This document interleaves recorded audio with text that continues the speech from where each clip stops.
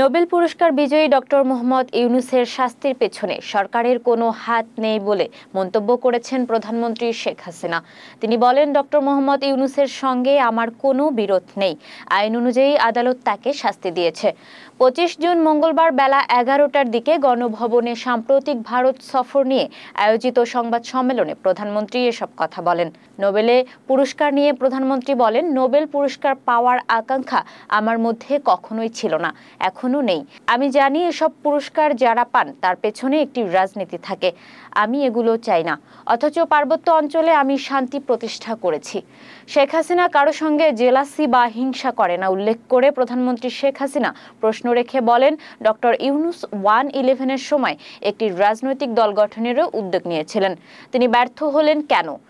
একজন দণ্ডপ্রাপ্ত আসামি হলেও সাংবাদিকরা তাকে নিয়ে কিভাবে লিখে, এমন প্রশ্নও রাখেন প্রধানমন্ত্রী।